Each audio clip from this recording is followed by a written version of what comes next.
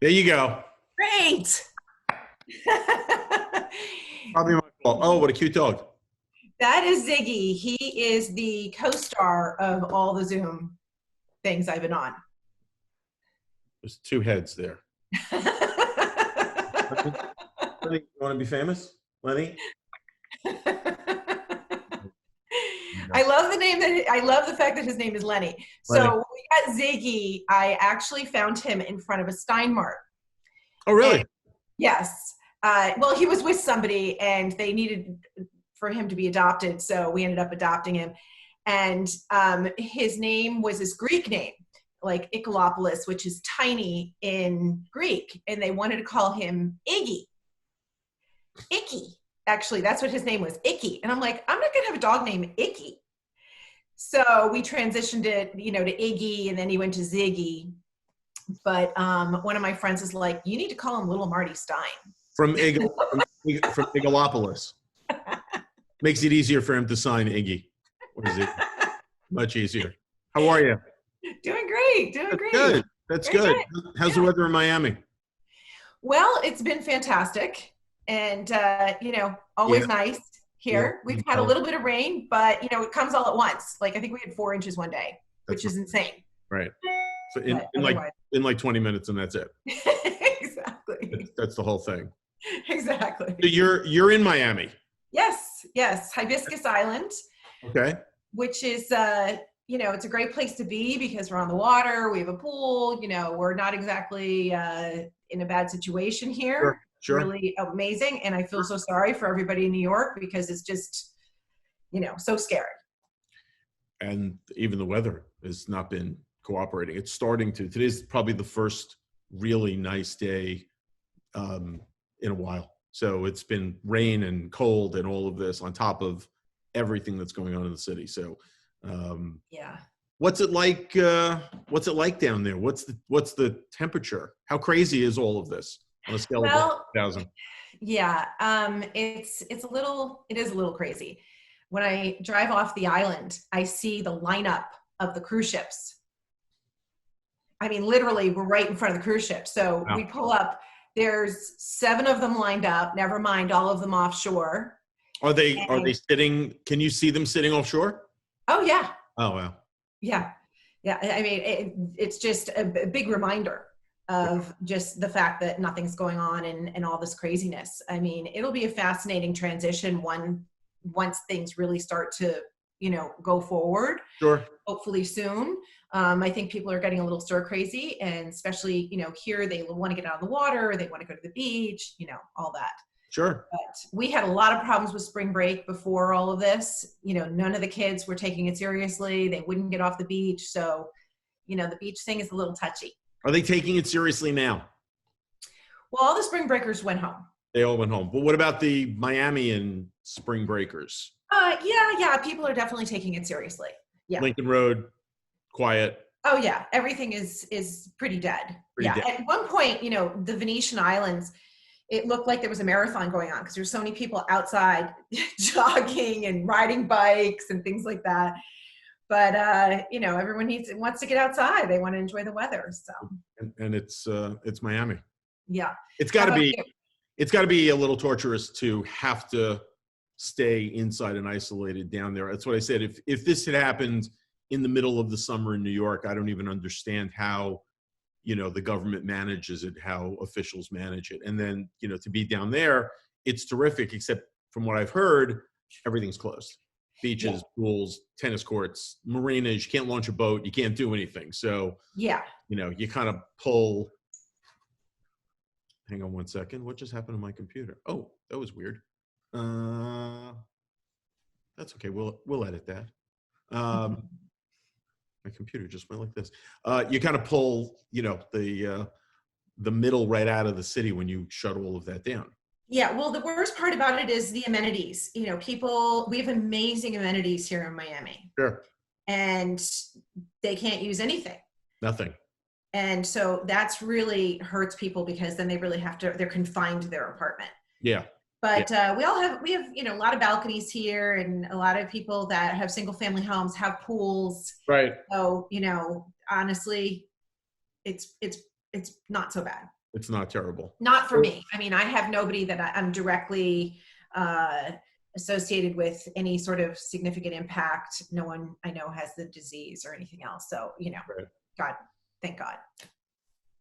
What's the executive director of luxury sales at Douglas Elliman in Miami watching these days? Amazon, Netflix, or Apple?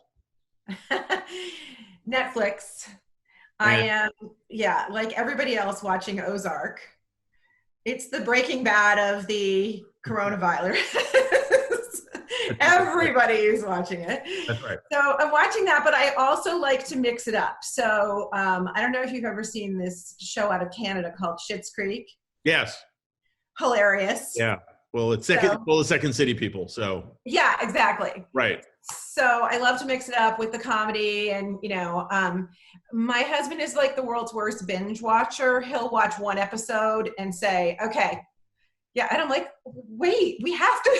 What is it? Are you kidding me?" And he's like, "He's out." So I would watch a lot more, but we're dragging it out. Yeah. Okay. What's keeping you grounded in all of this? And I'm actually, full disclosure, I'm in Long Island right now. We've been here for about 36 days. So it's a little bubble-esque. We're on isolation island of our house kind of thing. So what's keeping you grounded? And then what's keeping you motivated? Well, grounded is something that it's part of just our civil responsibility, I think.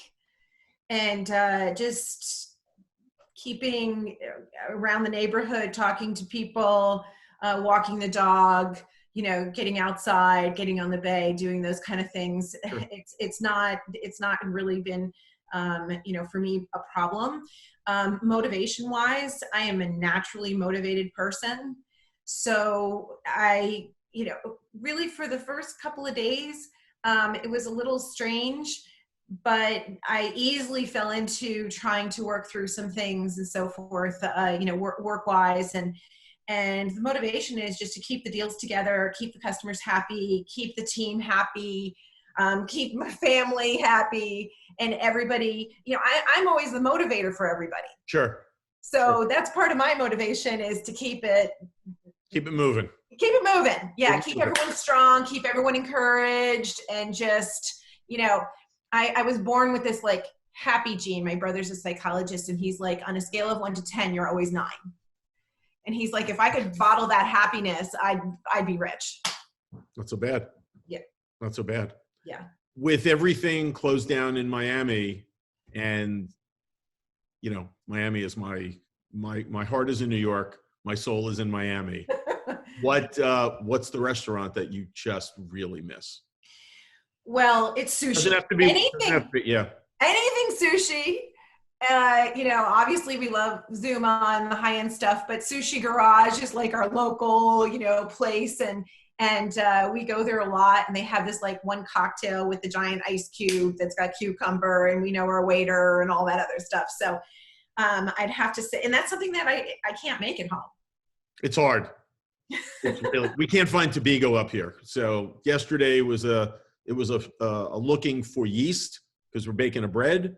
Okay. But Tobago, you can't find Tobago, and if you can't find Tobago, it's tricky. Oh yeah. So you can make sushi? We haven't done a roll yet. We've been doing a lot of tartare, which has been getting us over. But good for you. Yeah, a little bit of Tobago would really make us happy. That would be great. Can't find flat seaweed, big sheets. Can't find any of that. Oh yeah. I'm in my kitchen. I'm staring at a box of sushi rice. So starting to get the components together, but I figure by the time we get all the components together, somebody's going to be open, and it'll be a waste. But oh yeah, that's awesome. I have a friend who spent some time in Japan, and she tried to teach me one time, and all I really remember about the whole experience is how amazing it was at the end. Sure. But I don't really remember how to make it. The experience, so. Yeah. No, yeah, I think we're doing better with short ribs and briskets than we're doing with anything. What's the best? Is there a best part of isolation? And if there is, what is the best part of isolation? And in full disclosure, how long has it been going on down there? Because I know the governor, not to get into politics, he turned the light red a little later than they did in New York. So how long's it been going on down there? Really, since the first week in March. Okay. Oh, I okay. had a closing. I had both sides of the deal, and I felt like it was going to be a little tricky. So we went over there, and the AC person, the housekeeper, the plumber, just to get everything done. Sure. About a week before closing, and that was the first week in March. That evening, I got an email from the building saying, someone had the virus. And Wow. yeah, and so I had to call, of course, everybody and say, they wouldn't tell us what floor, so I had no idea what the exposure was. Sure. And the gal who was the housekeeper, she had a son who had a compromised immune system. He was asthmatic, and I just said, you know what, we can't risk it. No. So we're done. And I said, everybody let's just really be super safe. And one of the gals that works for me, her father's a doctor. Mm-hmm. And he also was really encouraging us to just, chill. Yeah. Don't screw around. Yeah. Don't screw around. Exactly. So it's been really first week in March. Right. And the best part of this, is there a best part of this? So the best part of it, I think it's kind of a common denominator for everybody, which is, ironically, even though we're in isolation, has been the connection part of it. Sure. We've all reached out to people we haven't talked to in a while, and we all have the time to really listen to each other because we don't have these jam-packed schedules. Right. It's nice to be able to sleep in and not have the alarm. And, it's just in the first couple of days, that was one of the biggest, reliefs was, hey, I don't have to get up and be someplace. Right. But, as realtors, we're naturally chatty.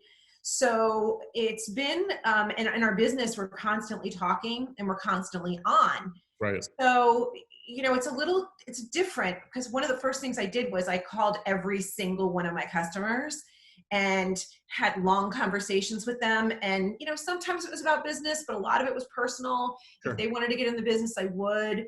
But really, it's just been, that getting that connection back. The second thing is weekends. Getting the weekends back. We're in a second home market here. So people come in for the weekend. They're like 3 days. Okay, we got to find something. Right. And you're with them 24/7. So getting that weekend back was really awesome. And as it melded all into just one day. Definitely. I'm like, what day is today? You have no idea. And I cannot believe how the time is flying. Yeah. Yeah. It's flying. I'm like, wait, it's what day is it again? It's Friday already? What's it, 5:45 in the afternoon? And if I look at the checklist of things that we've done today relative to a normal day, I'm like, we could have done this by about 10:45 in the morning. Yeah, and we're working at getting it done. We're really we're burning a lot of gas here. And we're getting no mileage whatsoever. But yeah, it's all melded. You don't know whether it's Tuesday or Saturday. Yeah, for sure. But you're right. And sweatpants, have they gotten old? Well, Lee, this is funny. I didn't really feel like cleaning out my closet. So what I decided to do was I started to wear something from the back of my closet every day. Not like ball gowns or anything like that. Foolish, and I decided either at the end of the day, I'm like, is this in the giveaway pile or is this going to be, in the front of my closet again? Okay. So, I've been wearing workout clothes and things like that too, because obviously I've been doing some of those things. Sure. But it hasn't really been a sweatpant experience for me. It's been more of a Marie Kondo, let's clean it out, but just kind of on a daily basis. Some level of productive. Exactly. Which then leads to arguably one of the most important questions I'm going to ask you. Oreos. Original, double stuff, or mega stuff? Lee, we're in Florida. Everything revolves around ice cream. It's the DQ Oreo Blizzard. Yeah. That's what it is? Wait, how close is the nearest DQ to you? There's always one nearby. There's always one there. And are you a Walmart, Target, or Amazon? Well, I'm sort of in all three. I'm the least of which a Walmart, honestly, but I'm an Amazon stockholder. So I've been doing more Amazon than I normally would. I like doing the Target run, but sadly, it's Amazon, and I feel so sorry for all these small businesses. It's just nuts. Yeah. But I've been trying to temper myself, honestly. I've been trying to really go through, shop in my own medicine cabinet, all those travel lotions that I haven't used and that sort of stuff. Sure. It's like, oh, I can use this. Use it now. Yeah, Don't exactly. throw it out. And what's the supply chain like down there? I mean, are you going to the store? And if you are you running out of things? Yeah. The shelves are empty. The first day that was really everything sort of shut off. I went to the grocery store. I thought, well, all my appointments canceled for today, and this was the day after this email from that that I told you about earlier. And I went to the grocery store, and first of all, we have these multiple story. You know South Beach. Sure. You drive in a parking garage, sure. And there was nothing parking on the first level. And I went to the second level and saw a realtor I knew, and I shouted out to him, and he said, "Don't even go in there. It's worse than hurricane shopping." God. So then I go downstairs. I'm at the grocery cart. There's no carts. I see another realtor I know. Probably haven't seen him in 8 years. Start chit-chatting with him. And then the carts come, and he says, "Oh, I'm going to go and grab, go in and start shopping." I said, "Yeah, cool." And so then I walk in. Another realtor I know. I saw 10 realtors I knew in that store. Wow. And so he comes rushing back, throws me the toilet paper, and says, "You're welcome." He said, "I knew you'd be sitting here by the front door still chatting, And that was the last I've seen of toilet paper. It's like, Done. It's crazy. And, Floridians are pretty good about stocking up because we're used to the hurricane thing. Sure. So they know what to buy. They know the canned goods. They know, what to do. But my mom lives in Naples. And so I went over there a couple of times to go and grocery shop for her because I don't want her to leave. I know you're close to your mom too. Sure. And the last thing we want them to do is to risk themselves. So, and I don't want, I tried to Instacart with her and it just wasn't working. There was no availability. So when I went there to shop for her, I'm like, ooh, this store is stocked. Wow. Look at that. So I'm pretty good about stocking up anyway. I always have a pretty full pantry, and I'm a Costco gal. So I go and, do the freezer full of stuff anyway. So I got to add Costco to the list. That's a good point. Yeah. And, you said something I didn't even think of, which is this worse or about the same as hurricane shopping? It is definitely worse. Really? Wow. Because hurricane shopping, a lot of people, June 1st, they automatically go get their water, they get their supplies, they do their thing. And Florida's really smart because they have this tax-free situation. So you can go get batteries, no tax. You can go get, all these things that are considered hurricane supplies without the tax. So a lot of people take advantage of that. So when the actual hurricane comes along, and we haven't really had anything major in a long time. No, a couple of threats, but nothing. Yeah. And even back, in 2005, when Katrina rolled through, when we had like 4 hurricanes in a row, everybody forgets Katrina came here first. And no one remembers it because the Floridians were fairly prepared. Wow.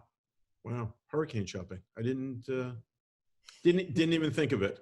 $1,000. You can't donate it because I know you're going to donate it, but $1,000. Do you take the $1,000 or do you spend it on a pedicure? I will spend it on grooming Ziggy. Is that a... Before all this, we were supposed to go out west, and I hadn't groomed him because I wanted him to have a fluffy coat. And he's a Pomeranian, so he has that double coat. Sure. And he's just dying right now. So get the clippers. No way. I did the Habaneses. It worked out fine. I got laughed at the first day, but they grew back in 5-6 days, and that was like a month ago. They need another shot at it. I did clip his tail because it's usually flipped up, but if it goes like this, it was kind of dragging on the ground. So I did do that, but that was about it. Wow. How'd you get it? What did you want to be when you were a kid? How, cause you're in real estate. Yeah. And you're in luxury real estate in Miami, which is right.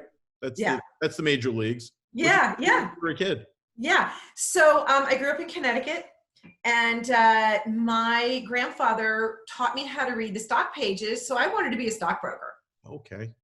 And my dad used to commute into the city, and I used to go with him sometimes, and I was fascinated by Wall Street. And I loved looking up, this is, I'm dating myself. You used to have to use the newspaper, you'd look up your stock, right? And so I was really interested in that. And then my last year in college, I went and did an internship for Merrill Lynch. And it kind of burst my bubble. After that, I was not as interested in it, and I didn't pursue that. But I still like it. I still like the whole market, but I just didn't pursue it as a career. Gotcha. Well, before I get into the business questions, let's get into the last of the really, really important questions. French fries or onion rings? Oh, French fries all the way. Truffle fries have changed my life. Okay. All right. Yeah, I'm a truffle fry girl. I'm not going to ask you dogs or cats because, well, he was there. He was on the chair. Well, I also have a cat. I always have a dog. Really? Oh, so yes. I do both. I won't even ask you if you have to choose. That's not fair. Well, dogs are babies, right? And so cats sometimes require a little, they'll demand attention when they want it, but, dogs are babies. They are completely, and especially if you're me and you treat them like babies. Yeah. What do you want to do when the green light goes on? What's the first thing you want to do when they say, okay, get going? I am going to go visit my mother. Great answer. And hopefully play a round of golf with her. No golf. No one's on the golf courses even. No, but I have been doing it. I dragged out my golf clubs, replaced all my grips, and been practicing my swing like a mad person. There's holes in the sheetrock to the left. That's good. Well, you know people down there, so. Yeah. So we've been doing that, and I can't wait to really incorporate it back into, we do a lot of lifestyle sales here. And I used to be in corporate America, and that was definitely a part of the equation. You'd go golfing, and there was tournaments, and there was other things. And then I kind of just got too busy. Sure. And now I'm going to really start weaving it back into the lifestyle thing. Okay. All right. So now let's get to the business questions. Okay. And we can clip right now. I want to see, did I forget anything? Yeah. Let me ask you one other thing, though. We'll clip it. This is what's great about not being live. Okay. All right. Any great reads in the last 30, 40, 50, however long this has been? And I can't focus on a book. There's too much going on in my head. Can you focus on a book? Yes. There's a book that I read recently called On Fire. It's this gentleman, John O'Leary, and completely inspiring, coming back from unbelievable tragedy and just really changed his life. And it was just a very inspiring book. Okay. Very interesting. I saw him do a talk one time. It was a Douglas Elliman thing. And he was awesome. And everybody in the room was crying. It was a top producer thing. And to get 100 top producers like bawling, it has to be inspiring. So he was amazing. Wow. Yeah. You're right. To get 100 real estate brokers to start crying over anything other than a downturn in the market. That's pretty heavy. What's your favorite pizza topping? Okay. First of all, there's no good pizza in Miami. Everybody knows that. So being from Connecticut, I got to give a shout out to Pepe's and Sally's, but my favorite topping is really extra cheese because here they don't really do it right. And I never ordered anyway. So this is a throwaway. Why is there no great pizza in Miami? I don't understand it either. So it's just, it annoys my husband that I'm always saying that there's no good pizza because he loves pizza, and he'll eat, gas station pizza, and I'm just like, there's no really good pizza. I don't know. There's a company who was actually on Shark Tank, and the name of the company is Cole 87 or Table 87, and they are from Brooklyn, and they flash fry the pizzas. Wait a second. They flash freeze the pizzas because you fry a pizza. They wrap it up. I got to tell you something. It's not bad. Okay. You can get it on Amazon. And if you can't, let me know and I'll FedEx you one when the world turns on. It's not bad. Okay. Okay. Well, there is one, there's one here called Anthony's that's pretty decent. Okay. And I used to have a gal that worked for me, and whenever we'd go out, we'd always say all roads lead to Anthony's, because it would always end up that we end up going there at some point. But it's just not the same. You would think at some point Miles from Prime 112 would open a pizzeria, because he's pretty much conquered everything else. And exactly. I only found that recently he's a New Yorker. Yeah, I know. He's checked, he's checked the boxes for everything. Everything. So, but pizza is an art, and part of it is that brick oven. Part of it's the water, but there are people who truck in the water. So, you can truck in the water from Brooklyn if you have to. Not so bad. Like the bagels. One last goofy question, then we're going to get to the business questions. Pickle, okay. Yes, or you don't really get it? I love crunchy pickles. No mushy grocery store type. I want the crisp. Absolutely. Okay. So you understand pickles.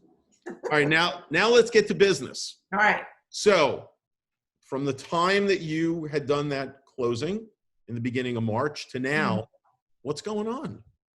How are things? Well, Lee, for the first 3 weeks, we were busy because we needed to make sure that anything was outstanding closed. Okay. We had to make sure that, leasing is a big part of our market here, because, usually people start off with leasing and then they convert into buyers. Sure. And so we had to make sure that those people that were leasing were and people that were from foreign countries needed to get home. We were taking care of things, and we were very busy for the first 3 weeks. Okay.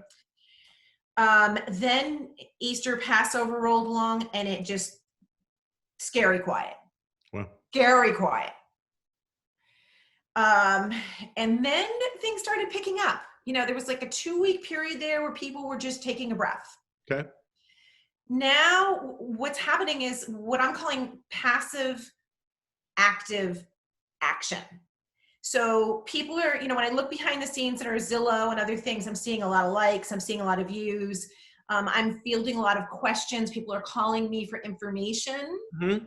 They're doing the research, and I want to be the person that's giving them the information. I want to give them the value. I had a guy call me today.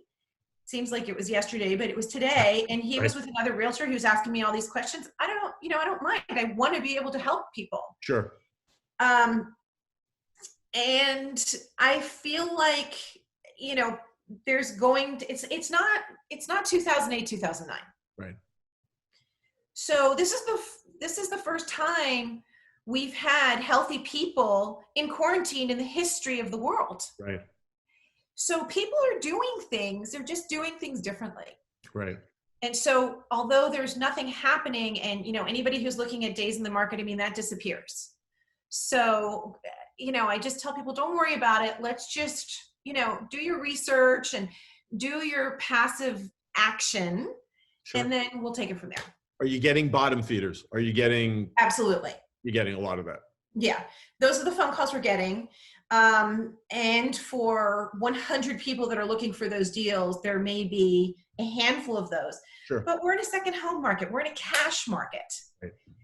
It's just a different thing here. And most of these people don't need to sell. They don't have mortgages. Right. They oftentimes don't occupy half the time of the year anyway.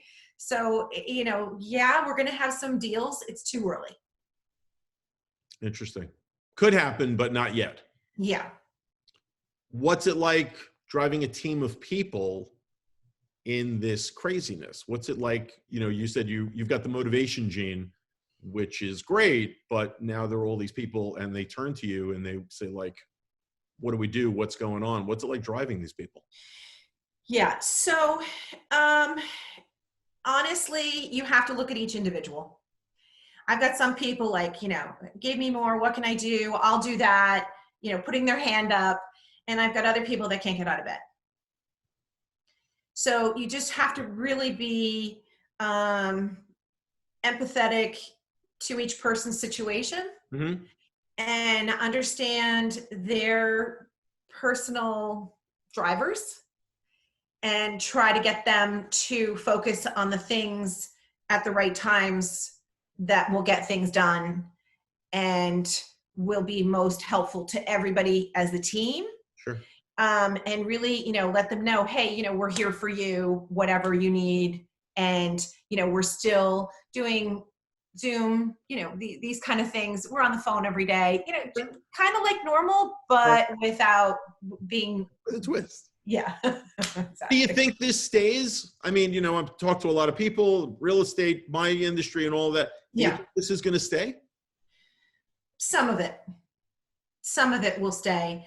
But we have a very small island. It's not like we're driving big distances. Right.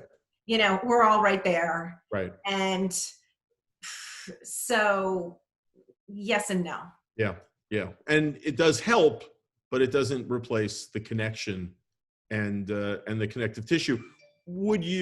Is this a time where you actually look at your business model and start to think about changing it? Or I've talked to some other people, they're like, we're not changing our business model. We're just hitting the pause button. And when it comes back, then we'll figure out, well, maybe we'll adjust it.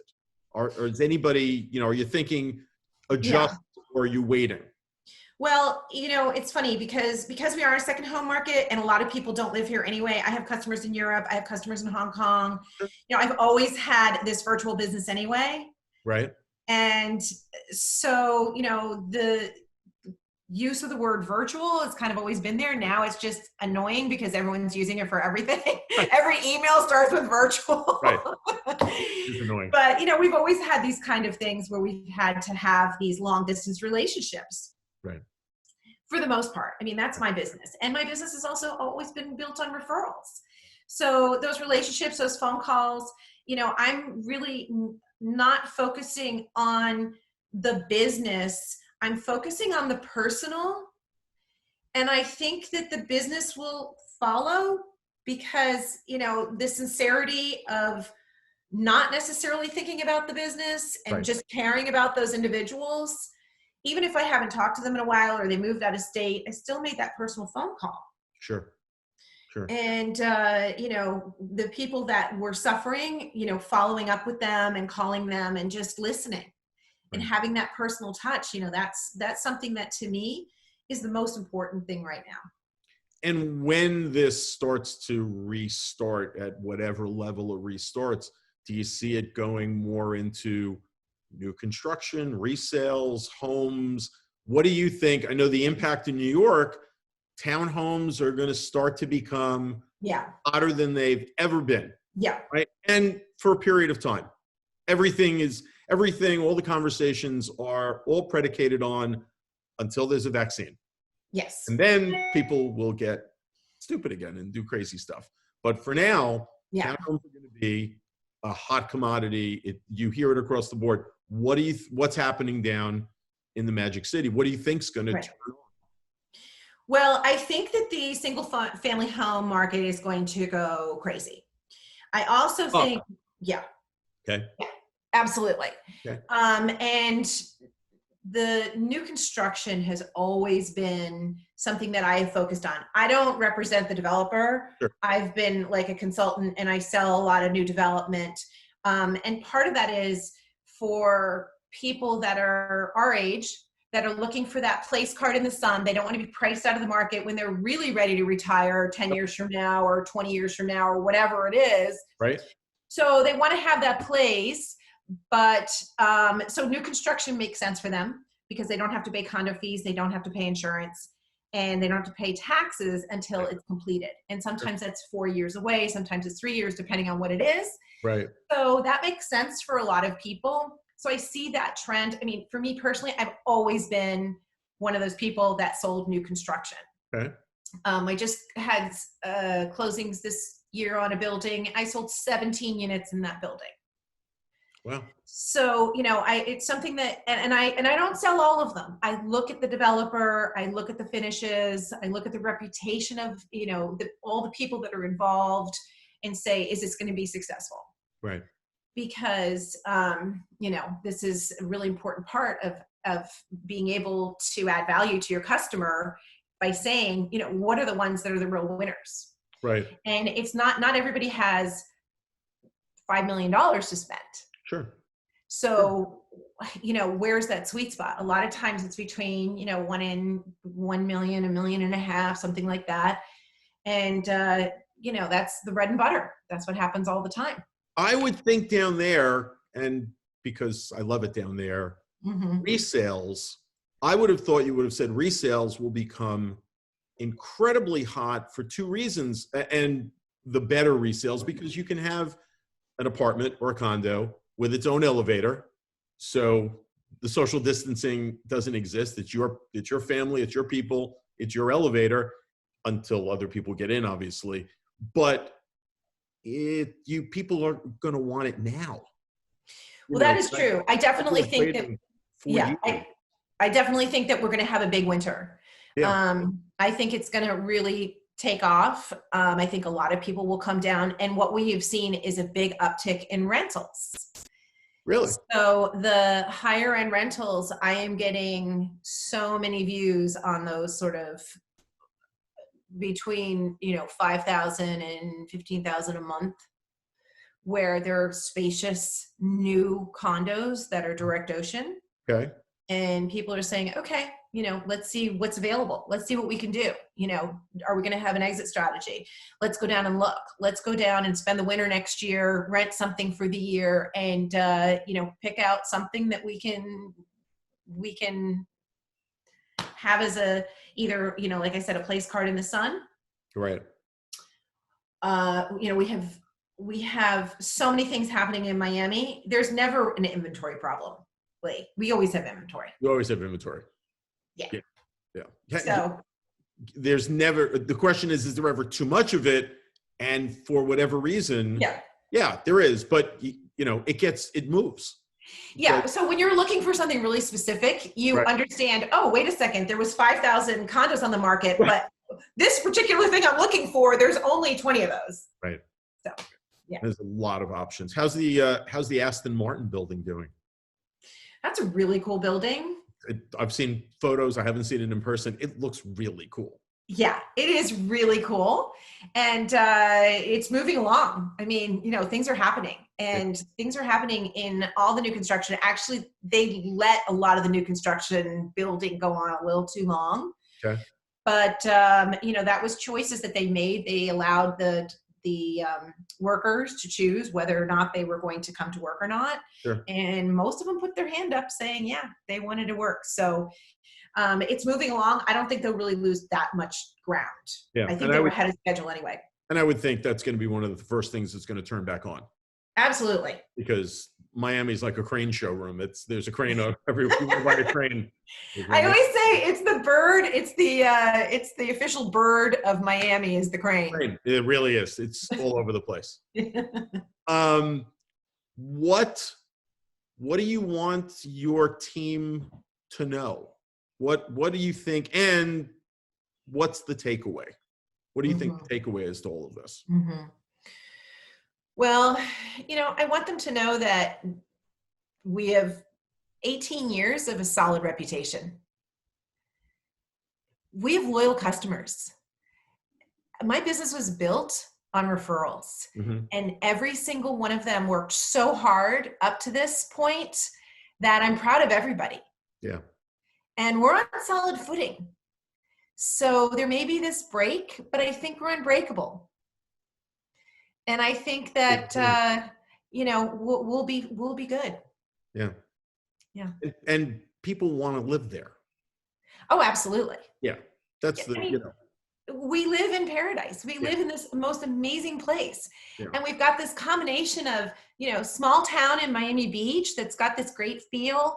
We've got, the boardwalk that's being finished from start to finish. You'll be able to go from South Point all the way up to Bell Harbor. In one continuous thing. What's the timeline on that? When do they expect to finish that?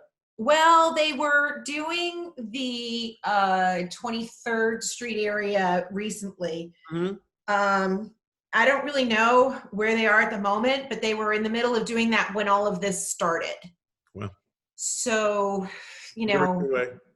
yeah. But we still have this most amazing blue water that you don't have even in Palm Beach. You can stand up to here and see your feet. It's just so gorgeous. So there's so many things that we have to offer, the Northeast. I think we're going to have more Americans too. I think a lot of the Europeans or, other people are not necessarily going to be our buyers this winter. I think it's going to be the Americans. Well, you don't have to sell me. I took all the money for the therapist and spend it all on condo fees, because a bad weekend in Miami is better than a good weekend most any other place. You said it. At least for me. I mean, that's what it is for me. So yeah. For me, being in Miami, my real passion in life is skiing. So, it's snow or water. No, actually I do both, but Okay. I'm a snow skier, and I usually get in about 20 days a year. This year we missed the spring break. We Yes. were supposed to go out for the, spring break. Yeah. So, I'm hoping that maybe there'll be a little bit of snow somewhere, or maybe we can head down to Bariloche or something. But you are a hopeful person. Wow. Yeah. Well, they said that they were going to maybe open Aspen Highlands like for, a couple of days or something like that. I was like, but, so that was probably, one of the things that I'm definitely rose-colored sunglasses. Yeah, that was good. We're walking around in March, and my daughter looks at me and she says, we were supposed to be in Aspen now. And I go, yes, I know. I know. God. I know. So. I know. I was crying in my milk. I've been going there for a really long time. We have a place there, and again, everything is so great. I have nothing to complain about. But I was definitely, I was definitely like, oh. Yeah, I've given up on that right now. The fingers are all crossed for summer camp. I just want summer camp to go on, and that'll be enough for me. And we'll see Aspen. We'll see Aspen in November. Yeah. I think we're going to go out this summer. We usually go out in the summer. So I've never been out there in the warmer weather, and I hear it is just magical, just spectacular.